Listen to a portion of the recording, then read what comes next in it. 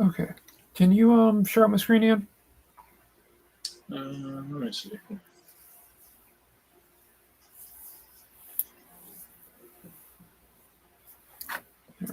That's not me. Turned off my camera. It says that you're toggled. I have my camera on. You have to share your screen on your end. Yeah, I am. It's in the background.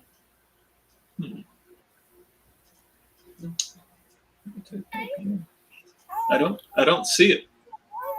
Weird. I'll just remove it and put it back in. It's that kind of day. Yes, it is. There, I put it back in. Yeah, it's still not there. Oh, wait. There we go. There we go. All right, then. Hey, it popped up. Okay. Killed my camera. All right. Take 25. We're not counting any of those takes. Okay, that's fine. We're not counting the takes. We're good. It was thankfully, and this is one of the reasons why I plug Restream, is I went on the chat, they answered right away, and they were able to, they basically said if the turning it off for 2 minutes didn't work, they had a hard code they could give us. So they were excellent support people. So well, that is good. You just have the basically the first level, right? yeah, it's like the regular professional one thing. Yeah. Yeah, it's like $20 a month or something. Yeah, it's not expensive. Yep, that's the one I use. Yeah. And yeah, I've always had good customer support. Yeah, I find them to be a lot better than the StreamYard. Well, just before we get rolling on the flats, I always give a quick update. The Undersea Hero is fully lettered. I went through the entire editorial revisions that you guys saw me making on the book, on the picture I posted, which took a while. I had to do some, not rewrites, just some fixing some texts, making some things. You know how it is when you write something yourself, you have so much more in your mind than what the people have, and you want to reveal some things, but not too much, and then have some things you have to explain a little more. So there's a few extra captions here and there, and fixed a few spelling mistakes and things like that. And keep doing the flats. We're almost done. I think we've only got 5 pages of flats to go. I thought I'd show this cool little cover gallery that'll be towards the back of the book, and you can see Joe St. Pierre's cover, which is beautiful. It's an Amazing Fantasy 15 homage, befitting a Spider-Man artist. I especially love, and I know he added this for me, we have a shot of Krakus here playing the drums, or just a random octopus, I think. Yeah, Krakus is down here with his beverage. That is so good. But yeah, I liked, and I just love the sea creatures because he did all those Cousteau books, and he did an issue of Aquaman back in the day, so which is very cool. This is a Woodall piece. He's done Electric Black and Ninja Turtles and all kinds of stuff, and I like kind of angry looking Krakus right here. I enjoy that, and I don't know. Crackly when you brought up Krakus. I did. My sound is messed up. Yep. All right, I'll have to do the bounce out and bounce back in thing again. It's been a rough day for the technical stuff. Yeah, it definitely has been. All right, I'll be right back. This is one I know how to do. Well, in that case, I'm here. Hey, Marthas, how you doing? We're definitely having some technical difficulties, but you're stuck with me now, so.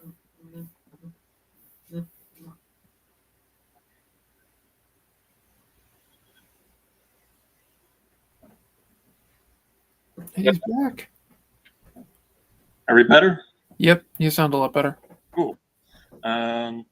Yeah, that's Rich's cover, and then here we got Craig Rousseau, who did this cool destruction of the Undersea Hero logo, and is very heroic, coming at you with all the action and the foreshortening that Craig's so awesome at. Yeah, he's really good at that. And of course, he loves cryptids and stuff, so his version of Krakus is interesting, and it's cool seeing everybody's different version. He kept the geometric edge to the carapace there, which is very cool. I like that. And there's a lot of character in the eyes and the way he's moving his arm, and he's I gotta draw a Crackus. He's just fun. He's got a lot of range. Like here's John Lucas's cover where he did the Spartagrades with Lord Crackus down here being afraid of the oncoming horde. John did Deadpool, and he's done stuff for what's the book that he's working on right now? He's going to be mad that I can't remember. He did Dick Tracy. He did Beyond the Farthest Star. He's done, tons Sorry, and he tons did of do stuff. Dick Tracy. I forgot about that. Yeah, he did a fill-in for Dick Tracy for a few of the Sundays, which was very cool. That's pretty cool. Yeah. Got that whole Chester Gould look going. He did American Splendor. He's done all kinds of stuff. Oh, yeah, he has done American Splendor. Yeah, the Vertigo series. God. But that's a little update. Sorry for the technical issues. We're going to be working on flats on page 26. And what have you got cooking over there, Allison? Working on Last Sentinel stuff. Very cool. Where is it? Some pages from the Last Sentinel. Oh, wow. Yeah, those markets, like a market like that is so hard to draw. That was a pain in the ass. Yeah, it looks very good. Yeah, that right there. Yeah, that was a pain in the ass. Well, and you got to draw everybody in perspective, and like, I don't know if anybody's ever tried to just noodle that kind of a shot, but like drawing people smaller but still having their heads at approximately the same height, it doesn't feel natural. Yeah, I used a thing called a grid. It was amazing. Yeah. But yeah, it was a pain in the ass. Looks very good. Yeah, I gotta fix this bubble. I don't really like it. But that won't be that big of a deal. So what fonts do you like to use when you letter? Like this is one of Blambot's. It's I actually use their anime font. Yeah. Anime Ace 3, I think I'm using. I also like their back issue font a lot. Yeah. But I figure since I'm doing a manga, I should use the anime. Yeah. No, it's very cool. Blambot does very good stuff. I actually want to buy his Manga Pro font because I really like that one, and I'm leaning towards like I'll switch everything to that. So I don't know if I've seen that one. I'll have to check it out. Yeah, it said it's a pay for one. So, but it looks good, and I have bought fonts from him before. So I got one of my silhouette fight scenes because I like silhouette fight scenes. Oh, they're an effective way to do it. Yeah, and I got bar stuff flying around. Very cool. Oh, that's her leaving the place. Your anchor shot. Yeah, that's her going through the market. If it were a 90s image book, it would be 18 pages of just those shots. Yep. The giant full figure and then the action around it. Yep, that's exactly what it would be. And this is Mock. He's my Yeti because I really wanted to draw a Wookiee. So, hey, a Yeti or Abominable Snowman. Yeah, exactly. And of course, he's a reference to Ukla the Mock from Thundar the Barbarian. Or as my pal Jay calls it, Thunder. Thunder. Thunder. He's got that crazy Bostonian accent. Dude, come over and watch some Thunder cartoons with me. Yeah, I gotta watch some Thunder. Oh, God. There was one time where we couldn't hang out for a while, and he literally just left his Thundar DVD in my mailbox. Oh, that's awesome. He's like, "Go check it out." I used to love that show when I was a kid. And you couldn't find it for a long time, except at the Mr. Bootleg Man at Small and yeah, the old Radisson shows and stuff. Indie comic shows. Yeah. Yeah. Yep, because that's how I had it. I had like one videotape. It had every episode on it. Yeah, they only did I think they only did one season, right? Yeah, it was only one season. It was only like 13 episodes. Yeah. So yeah, I am working on a shot of Danny. Cool.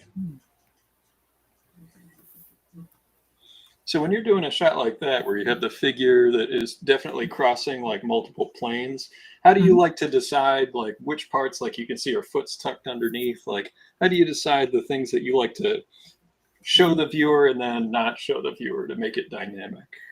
I basically think of cool martial art poses from movies and stuff like that, Yeah. and then I kind of go from there. It's just like, what do I kind of like? And then I think of, like, all right, so I want to do her kind of there with, and I want her to have the sword out and kind of like a leaping type thing or something. And I was like, okay, I really want to draw Spider-Man, and I kind of think of a Spider-Man style pose. I think we've all kind of done that at one time or another. Like I did that for that one uh, Ninja Turtles Unlimited cover that I did, or Universe, Ninja Turtles Universe. That was, I kind of treated that like a Wolverine versus Sabretooth cover instead of Raphael versus Rocksteady. And that's why Yeah. he's holding the size the way he is and everything else. Oh yeah, that makes sense. Actually, that works well. But yeah, basically, if I could draw certain Marvel characters, Spider-Man's very high on my list of characters I'd love to draw. Yeah. Actually, I gotta move that up a little bit, I think.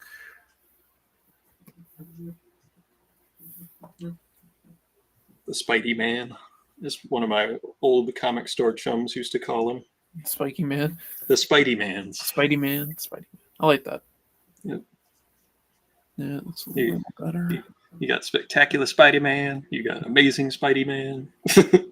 when he'd be getting in a collection that was all Spider Man, that's all he would do. He would sit there and say that. That's so good. Hey, pull up. And this was back when you had the price guide that was a book. It wasn't all online, so it was like take out the book and look up the Amazing Spidey Man's number 250 for him. 254. Yeah, it's got in the black suit there. Yep, that's right. Oh, yeah. Speaking of Black Suit Era Spider-Man by Ron Frenz, I just read the Fantastic Four fanfare issue that just came out, and Ron Frenz and Tom DeFalco with Brett Breeding did a short story in it. And for those of us that like old comics, it really does pick up right where the Sandman Thing story leaves off in Marvel Team Up. So, that's cool. Yeah, so if you are a fan of that era where like the Thing and the Sandman kind of become pals and go to the bar together and they look out for each other, this sort of is a new chapter in that story. That's actually really cool. I'm gonna have to check that one out. Yeah, and I it's think just I have it in my. I think it's in my pull list. So I didn't expect to pick it up because I don't regularly pick up Fantastic Four. But when I saw that Friends and DeFalco were doing a story, I flipped through it. I saw Sandman, and then I read it the other day, and I was like, "Hey, I'll put this in the same bag and board with the Sandman Sandman Thing issues." Yeah, that's where I put it. I'm one of those weirdos that will put like multiple comics in a bag and board if the story fits in one bag and board. Yeah, if I can fit it in there, I'll do stuff like that on occasion. I'll put like one on the front and one on the back. Yeah.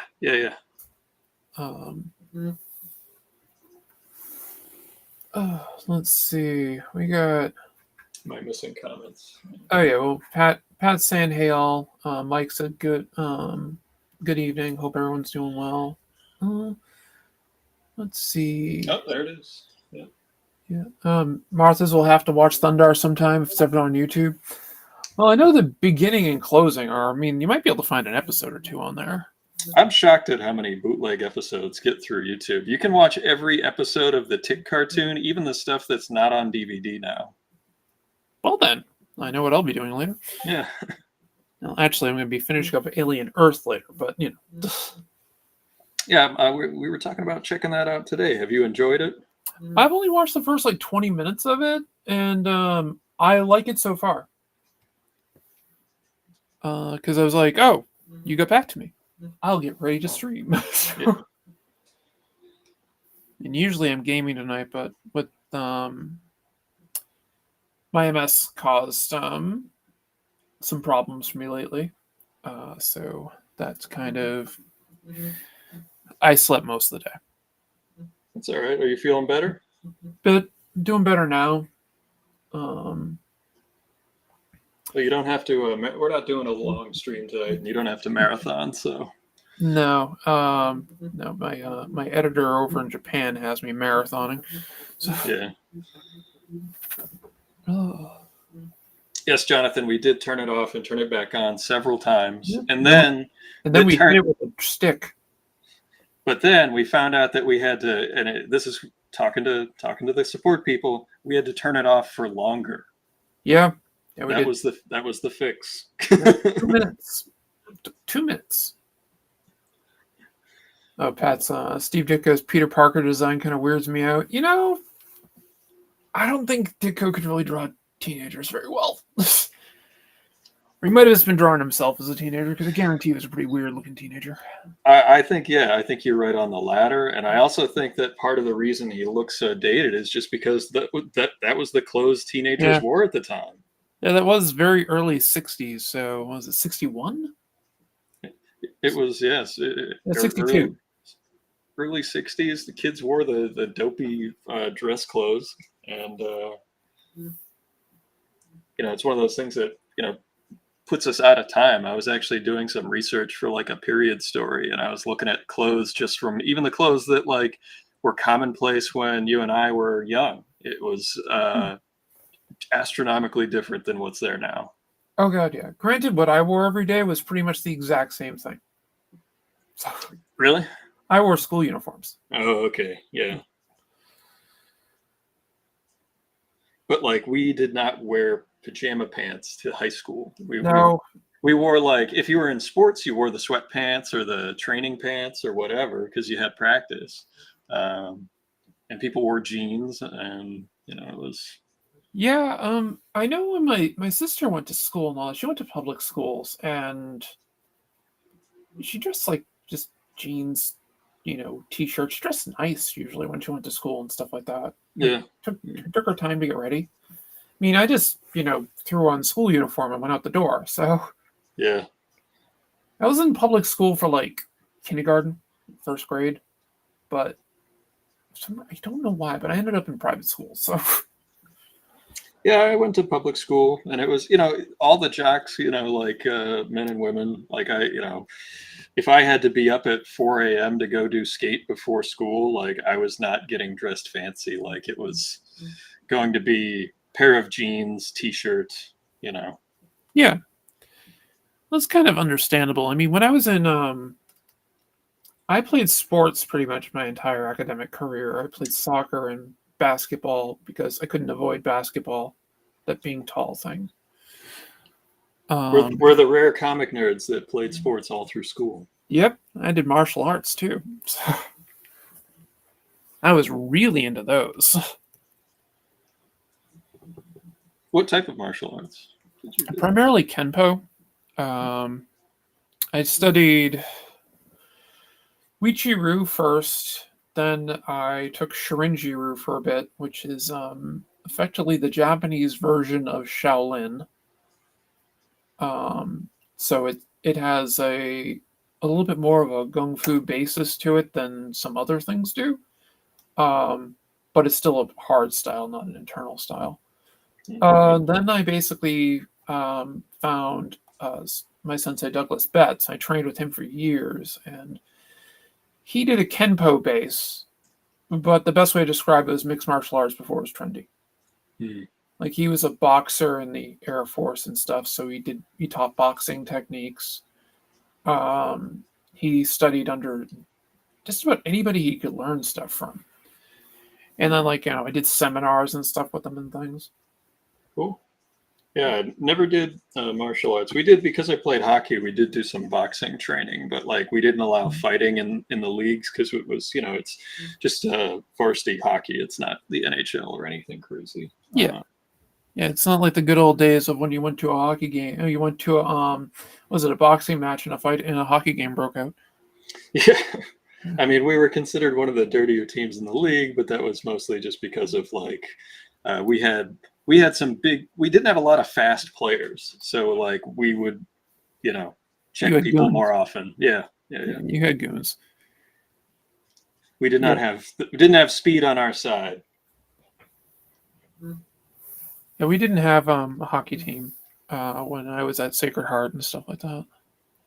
We had basketball, we had soccer, we had volleyball, we had just about everything but we didn't have wrestling either.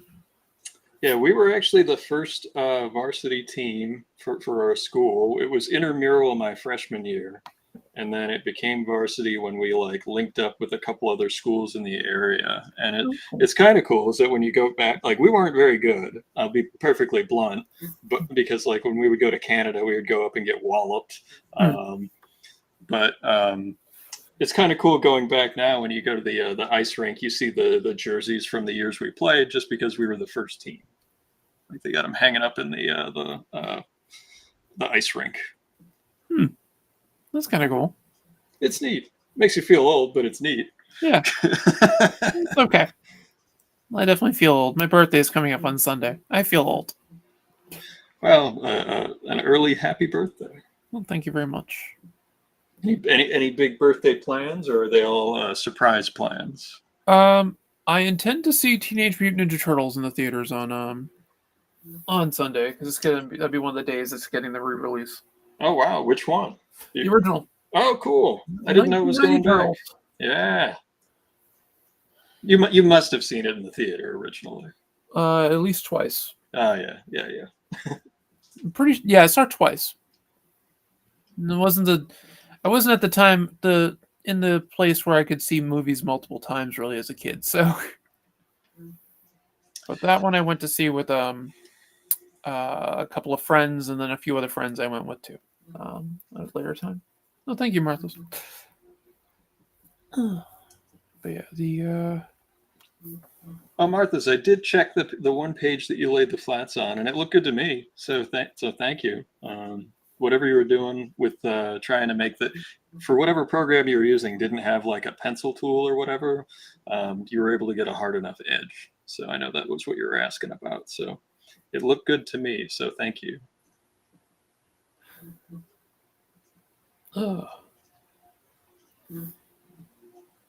Boxing out the shapes, always the first step. Yep. No, that's yeah. Well, first thing I do is I do one pass with and flatten the whole image, like put a base color behind the whole image.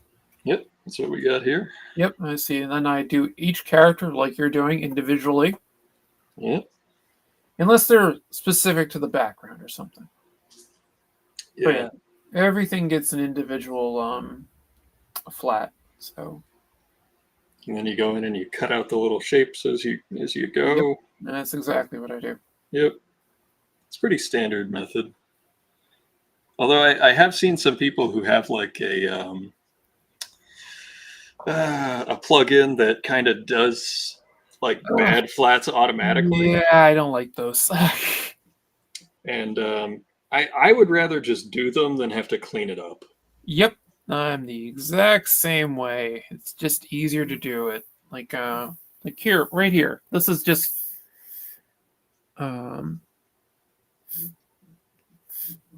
yeah, I have actually if I just turn the whole thing off. Okay, so black thing. I basically have everything going to a white fill in the background. And I have everything basically masked to it. And then it's all individual from there. Like, I have the cape, the skin, the hair, yeah.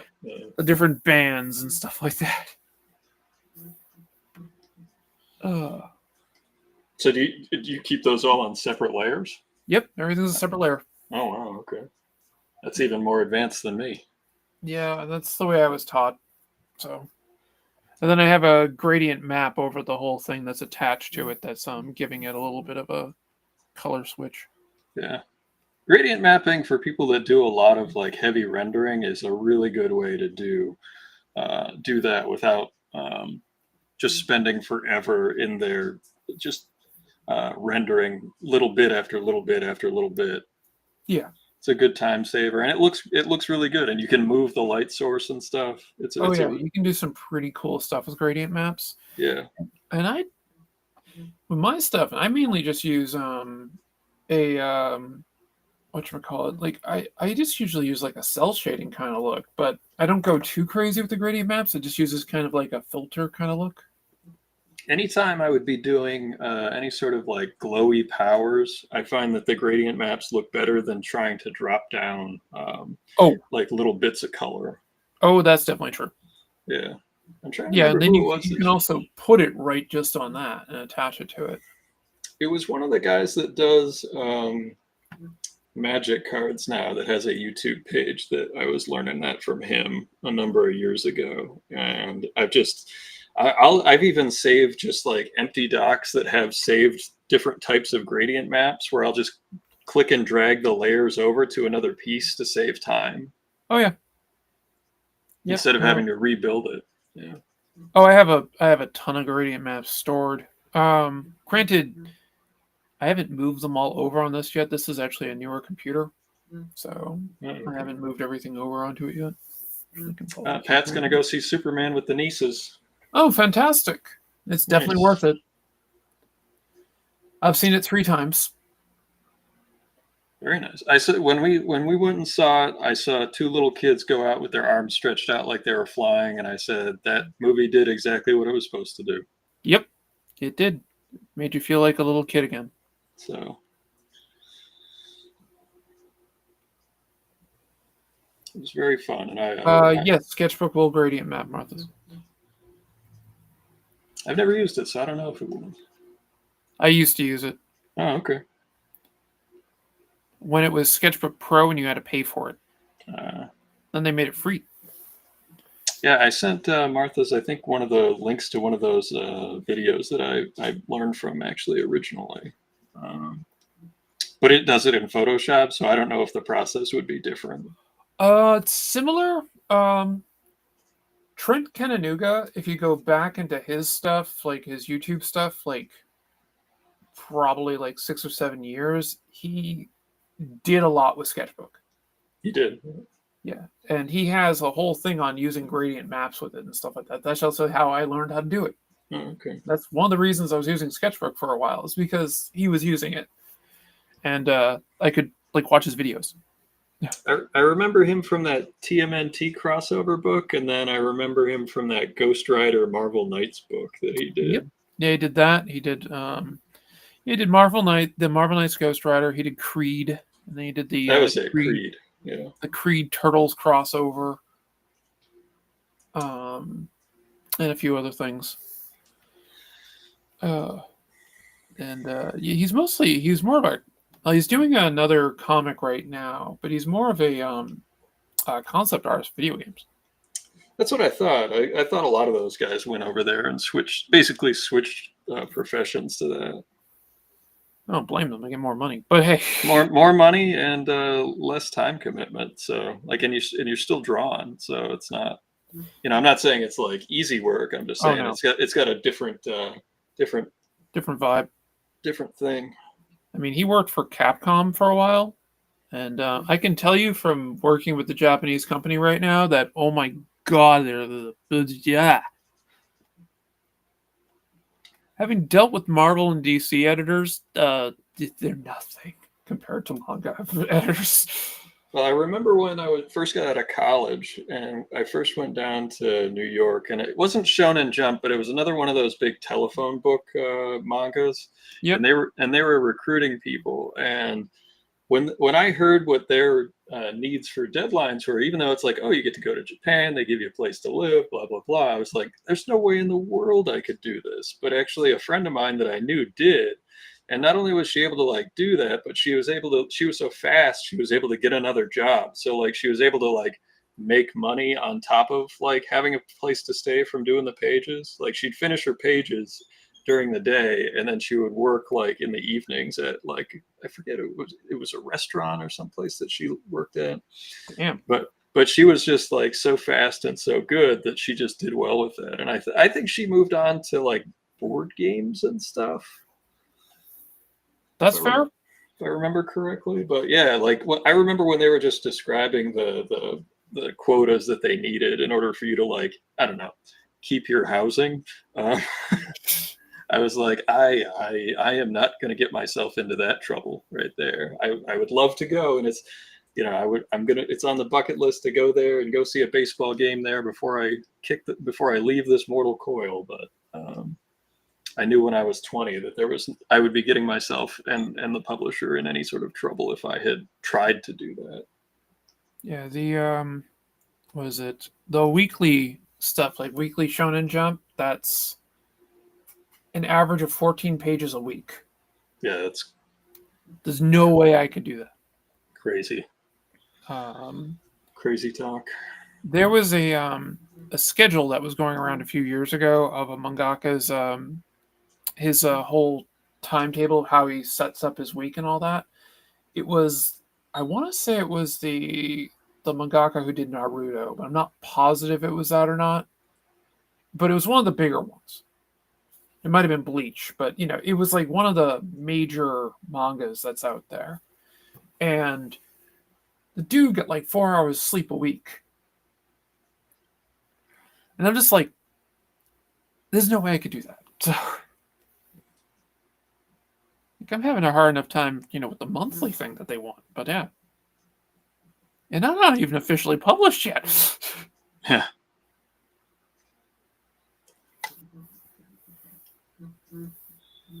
There we go. Oh. For some reason, I must have accidentally hit it on the keyboard. It turned on a masking.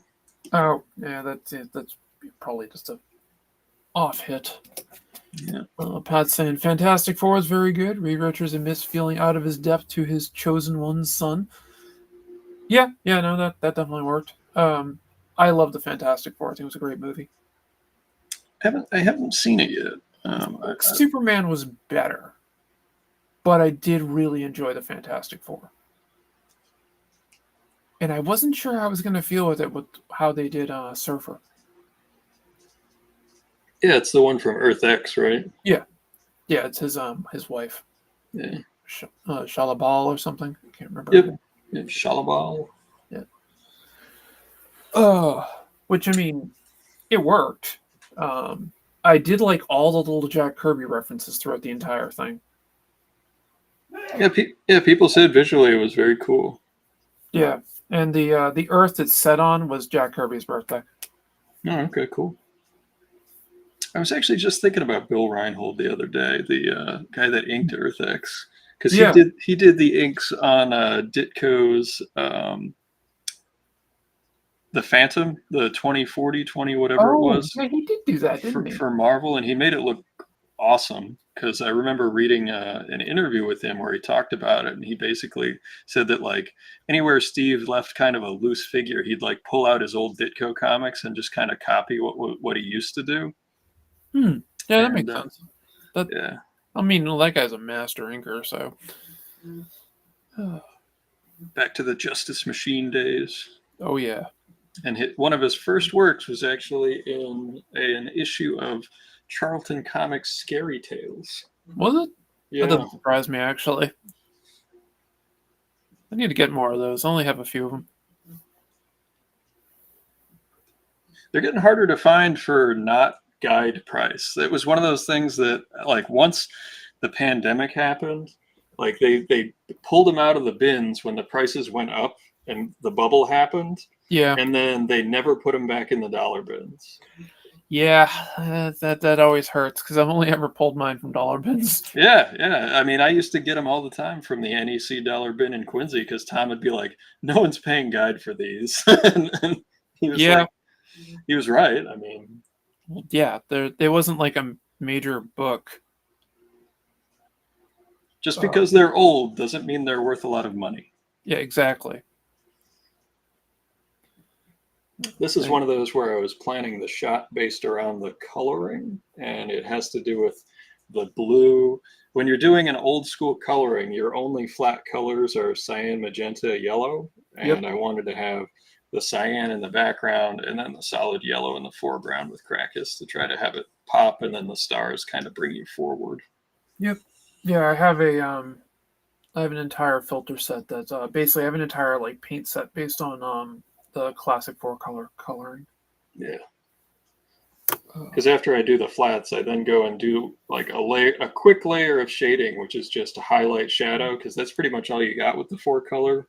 Yeah. And then I go in and I drop the the screens on top of that, and those are all done manually. So it's like basically you have to color the thing twice. Yeah. Are you using screen tones on? Yeah. Interesting. I like screen tones as color. It gives it a warmth with the paper, and it also, in this case, like it's so steeped in the genre that it occupies that it really just visually, I think, throughout it will reassure the reader that this is a comic book, and I'm not trying to fool anyone else into thinking it's a movie on paper or anything like that. It gives it a subtext of it being like, this is an old school comic book, and it is very aware of what it is. Yep. No, that's one of the reasons I like that stuff. But then again, I kind of have that feel with a lot of my stuff too. So, Yeah. I mean, this cover here, I have screen tones in it. I digitally did them, but yeah, actually, the method I use for the shading on this, I try to make it look as much like the old duotone stuff. Yeah, the duotone board is cool. I have started scanning because I actually did a quick gig for a friend of mine before San Diego Comic-Con. I've been scanning my sheets of Zipatone, and as I've posted elsewhere, when I'm done with Undersea Hero, I'll finish scanning those and put them in a place where people can snag them. Yeah. But yeah, it's then you have to know how much of that you can put on a page without it getting muddy. Because like if you look at some of those early duotone to color pages, and much as I love some of them, they get real muddy. Oh, yeah, they do. Because they try to put like shading on top of it, or like they don't factor in the level of saturation that comes from printing on not bright white or bleached paper. Oh, definitely. That's why I don't know. I mean, when you look back at the drawing styles that came from people mastering that printing technology, that's where a lot of the mark making came from, and that's why when you look at like early Jim Lee stuff, even, and like John Byrne and all these people who learned from the people who mastered this printing process, that when you go with too much shiny digital on top of it, it loses some of the magic. I feel like I completely agree. it goes from being a very graphical representation to this like faux graphical illustrative approach. I think Walt has done a great job working with Laura Martin, having a nice balance, because Laura's like one of the best colorists on the planet, and yeah, his stuff is so graphical. Yeah, that's very true. Oh, Mike said our colors are looking great. And Martha's, yeah, I can't do that volume of art now. Too many responsibilities. Yeah, I can respect that. I mean, the only thing I have kind of going for me with the I almost said the name of the magazine. I'm not saying it yet of the thing I'm working for. Just it's big. I might be working for, I should say. Allegedly. Yeah, allegedly doing stuff. Allegedly. Allegedly. Yeah, allegedly big. It might have something to do with the opposite of falling. But anyway, the I might be able to get away with 17 pages a month, because that's also considered a chapter. So I think I can handle that. Yeah, that's closer to like your regular monthly book. Yeah, I mean they do 20 to 25 at most, but a lot of them do 17. Now, the only thing is I have to do everything until I can afford to hire assistants to do shit. It's one of the reasons why I always tell people that are doing their own stuff to try to, I mean, it's nice having somebody that's really good that can ink or whatever, but that's really expensive. But just getting somebody to do flats or help you with your lettering, like even just that little bit is such a huge help. Yeah. No, I'm probably gonna be hiring a letterer. Yeah. I like my lettering, but I'm probably gonna be hiring a letterer full time. But it's just another thing that you have to do. Like it's just like you're going through your pages for like a fifth time. You're doing another job. It's just a lot. Yep. It's one of the reasons I baked it into the Kickstarter to get Jesse to help me and to get my pals to help me for this thing, because like I knew with the flats that, like, can I do them? Obviously, but like it just is so much work. Yeah, And I'm it's a just ton of work. and I'm going to respectfully request from my wonderful people who come and hang out here on the stream, when you get the book in your hand for that first time, and if I am present, please do not immediately ask me when the next one's coming out. Give me a few days. Just give me a few days. Send me an email after the fact, and it'll be cool. Just not as I'm handing you the newest one, please. Damn it! Took away my fun. I'm sorry. I just emotionally, I don't know if I can handle it. That's the way I find out if I drew something on the wrong layer. I go to erase something, and it doesn't erase. That'll tell you. I was like, oh, I know what layer that's on.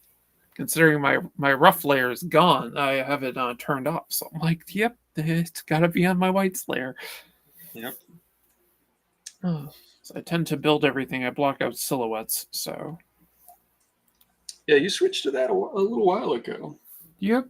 Yeah. I still do kind of a like a rough sketch on certain things, but I just found it was just easier with just doing silhouettes. Yeah, you could see it better. Yeah, I could draw in I could just draw in my foreshortening like right from that. It's purple. And Martha's with now I'm gonna bug you about Dimebox. That's fine. I'm looking forward to that. Yeah, that'll be good. I know what I want. Yeah, we'll try to twist Allison's arm if she's ever free again. You can always twist my arm for something, Ian. I'll drop everything for you. Well, you've got your alleged gig. Yeah, my alleged gig. I don't know. I've had like 3 or 4 of these alleged gigs. They've all blown up in my face, so I'm not talking about this one too much. No, I absolutely know that feeling. I had that many times. So it's in comics stuff. I tell people it's not real until the books show up at your door. Yeah, no, that's literally it. I've literally had books that were ready to go to press, and the publisher be like, "No, we changed our mind," and then it sits for a year. I've had that happen, and I know plenty of other people that have been paid like kill fees and stuff, and so like it's not a sure thing until they're there. What the hell? Looks like we got a spammer. That's all right. Oh, that's on your side. I can't get rid of it. So cheap viewers at something. Yeah, at streamboo.com, remove spaces. I don't want cheap viewers. I want classy viewers. Yeah, I want classy ones that can give us more money. Classy viewers. Definitely the classy viewers. That's right. They've got different shaped glasses in their cupboard at home. Exactly.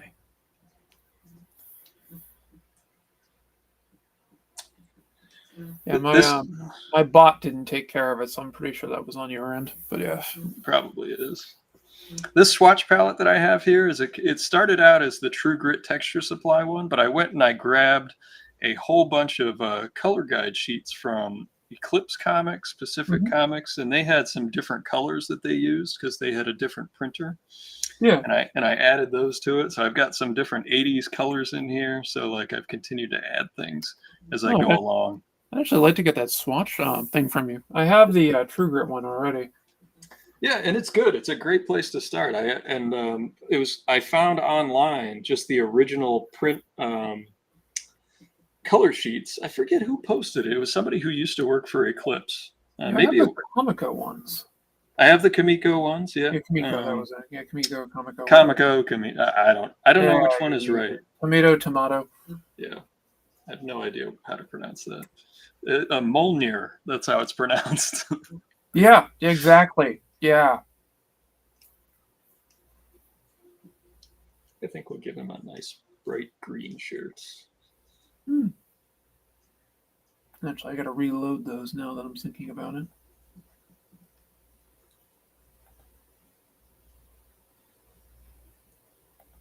Download that stuff right now.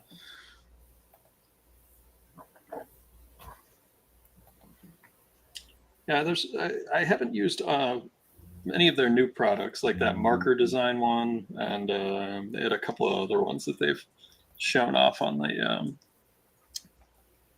Facebook feed. Yeah, I haven't used any of those either. I've only used the True Grit ones. Oh, that's kind of cool. Somebody made some interesting templates for like some onomatopoeia stuff I just Cool. found. One thing I like about having those palettes too is I was reading another comic this past week, and the color choices made absolutely no sense. They followed no color theory. They had no basis for like an illustrative. I don't know if they were just like eye dropping some random thing or some other page and they didn't know how that page worked or something. But having a at least, I mean, there's a ton of colors here, but Yeah. having at least a limit and specific ones you can pick from, it'll create kind of a synergy amongst all your pages, whether you intend it to or not, just by virtue of those limitations. Oh yeah. And I think it really would help some colorists out there, especially if they haven't had any training in color theory, which you don't have to have. Like you can suss your, it helps, but like you can do a professional coloring job without, you know, going too far down that road. Yeah. I mean, I use was it Matt Hollingsworth? I think it's Matt. It's either Mike or Matt. Matt, yeah, Yeah, Matt's Matt. great. Yeah, Yeah. He posted a bunch of his swatches up, and I grabbed them, yeah, and they keep me honest. yeah, Matt's great. Yeah, Yeah. I was like, well, if he's using these things, like I have his Tokyo Ghost uh was it color swatches. oh, that's cool. I think that's one of my favorite books he did. So Yeah, yeah. that is my favorite Sean Murphy book. Is it okay? Yeah, Yeah, that and I like Wake as well. I But, liked Wake. Yeah, I actually, when I met him, that's what I had him sign a number of years ago. It might have been while he was working on it. I liked Wake a lot. Just Tokyo Ghost was like it was very me. So, Yes, yeah, hits all the nostalgia buttons. Speaking of some of the people that we are friendly with, your friend finally announced his book, Mr. yes, Finch. yes, he did. Yes, he did. He finally did it. I can actually talk about the thing now because I've seen so many of the original pages on that, and oh my god, are they good! Well, I had heard that he was working on a creator-owned book when we were in Colorado, um, and he couldn't talk about it. The one thing that he left out that I think he could have mentioned, but he chose not to, was that he drew the pages twice up, Yeah, they're all 2-ups. which is nuts with his tiny little lines. No Oh offense, just like no, it is nuts. he does all those little teeny hatches over everything. I told him that to his face. Okay, He agreed with me, okay, good. and then he said, "I don't know what the hell I was thinking." It's not saying that it's not amazing. It's just like Oh, it's amazing, you're but you're a little nuts for all the twice upness of it. yeah, there's a reason why it took him 8 years to do the book. Yeah, yeah, Aside from the fact he was also doing all the covers for Walking Dead, the reprints of Walking Dead and everything. yeah. He did those for a number of years. Yep. Martha asked, "Is Dime Box True Grit Um, has some weird terms? True Grit's terms have to do with like how it's being published and stuff. So if Yeah. you look into it, you can see whether or not like it would qualify for you having to pay them for more stuff. But basically, for small press domestic, you're fine. That's basically what I've gotten out of it. Yeah. And the Superman movie goes digital on the 15th. Okay. Yeah, it's yeah, so Mike, it'll be digital the 15th and the 26th. I think you can actually get it like in Blu-ray and stuff. Yeah, I read the terms of service because I'm one of those annoying people that reads paperwork. Yeah, Mike read it for me, and then I went over it myself. Yeah. Dimebox going to be colored? Probably. I don't know. It doesn't have to be. Is Dimebox the public domain stuff? Yeah, yeah, That's yeah. what I thought. Yep. Yeah, Yeah, I'm in. Yeah, we haven't done one in many years, but I was reading some old Joe Kubert early Golden Age stuff, and I was like, you know what? Let's do a short story when we're done, so we can have some fun with that. Yeah, no, I'm in. I know exactly what I'm doing too. I'm calling it the Puritan. The Puritan. Yeah. Solomon Kane is public domain. Okay. Actually, they're all the Dime Box stuff, the classic comic stuff that's public domain, right? Oh yeah, no, I mean we did. What was in the first one? There was the Golden Age Daredevil, of course, the Silver Yeah. Streak, Space Smith. I did Sub Saunders, which was like Oh, his only superpower was that he had a submarine. yeah. Yep, And I knew that one. Because that's goofy. the Black X, which was created by Will Eisner, was what Nate Lovett did. Oh, that's great. I'm trying to remember what else was in there. Oh, Phantoma, the guy that ran the comic store in JP, who had never drawn a comic in his life, drew a Phantoma comic. That's kind of cool. Actually, the other thing I'd like to do is the Howard's version of Red Sonja. That's also in the public domain. Yeah, the SonyA version. Yep, where she's the Ukrainian Turkish woman. She appears in one story, Shadow of the Vulture. I wanted to do something with her and Solomon Kane because they're loosely kind of from the same era. Jeremy and I were figuring out the other day which one would be older, and I think we figured out that Solomon Kane would be like in his 60s when Red Sonja would have been adventuring. Old Man Kane. Yeah.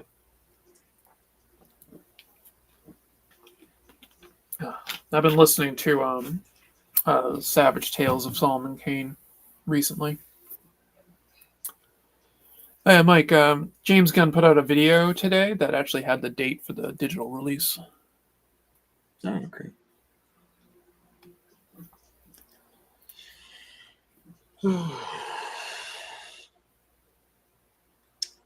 But I guess to answer the question, Dimebox, because no one's making any money off of doing the labor at the beginning, it's whatever you feel like doing. And I think the only thing I'm going to ask the contributors is that if someone wants to pay to print their own copy, we just give each one permission to print their own copies. Like if Allison, if you were like, hey, I want to print copies of this book, we all implicitly give a license to print our contents along with it. Exactly. Yeah, I'm all for that. That's great. I'll definitely do that. And if I want to print some, I'll print some. You know, it's just being good teammates. Yeah. So are we gonna do like a 8-pagers? Yeah.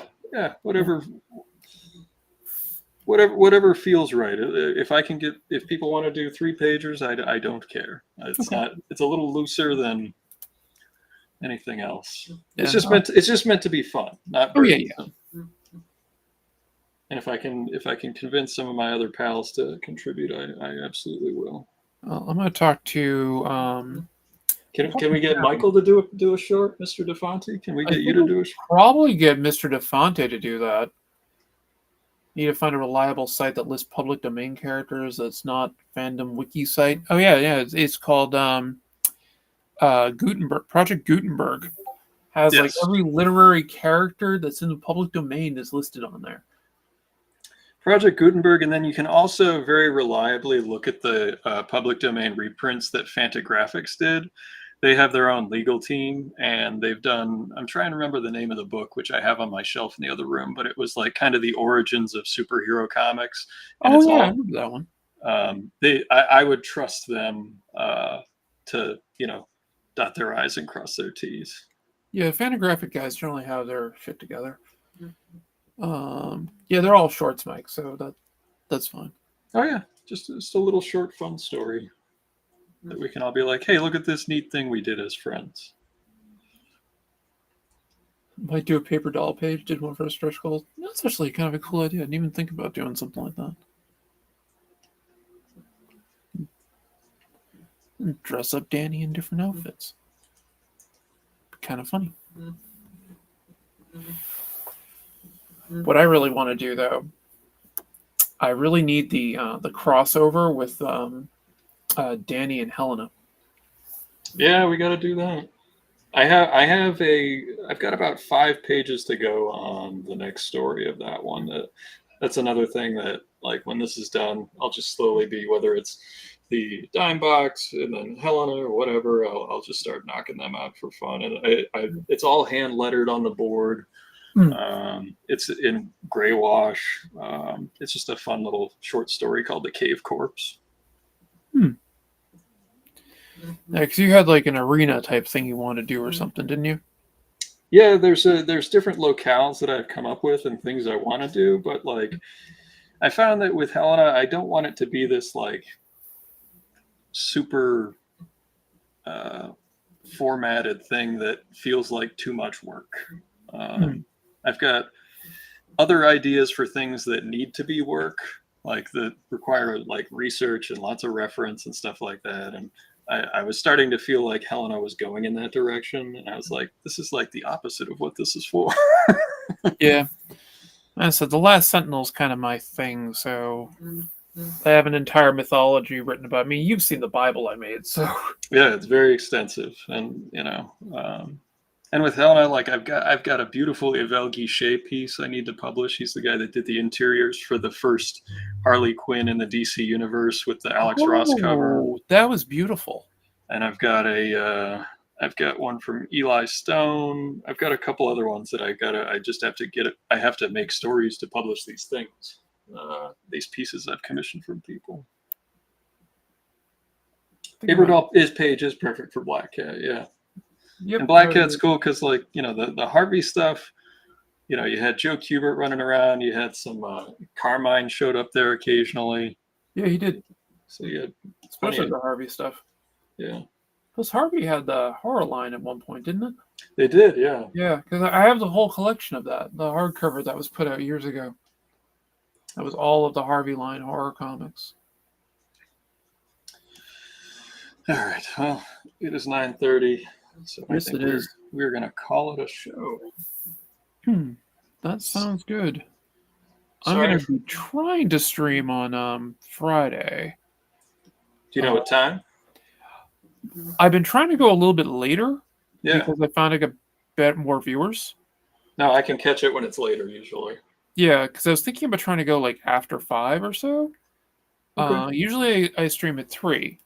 But I'm thinking about trying to go like I'm trying to do Mondays and Fridays every week. And I like to do Sundays when I can. Because I had a lot of fun streaming on that Sunday where everybody like popped in. That was super fun. Yeah, weekend streams are great because I'm usually at the board and I got my computer up and I'll get the little notification. So, but thank you so much for coming and hanging out. It was great seeing your new work. Well, thank you for having me. Oh, I should probably show the one thing I want to say about this. So, this is how a sentinel gets chosen. There's literally this tower that's somewhere. Then they pledge themselves to it. And it makes them a sentinel. But cool. But now the watchtower stands alone. No chosen answering its lonely call. And then I have a Shakespeare quote. Child Roland to the dark tower came. His word was still fee, foe, and fum. I smell the blood of a British man. Which is also one of the areas where Stephen King was influenced by the Dark Tower. Yeah. Very cool. But yeah, so I had a lot of fun designing the tower and everything, the watchtower.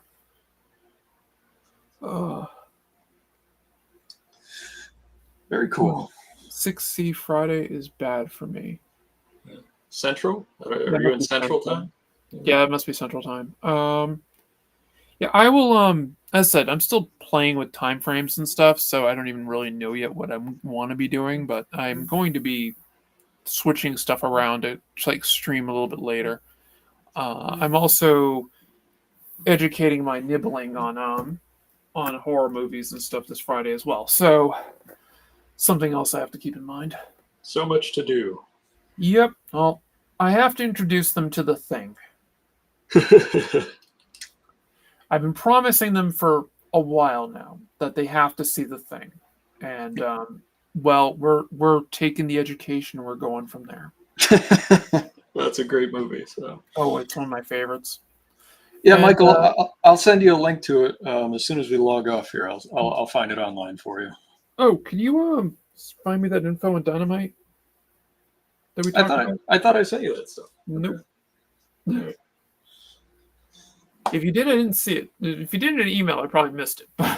Okay, I thought I sent it to you. I'll double check. All right, no big deal. Cool. But I will talk with you guys later. Thanks, everybody. I'll see you. Bye.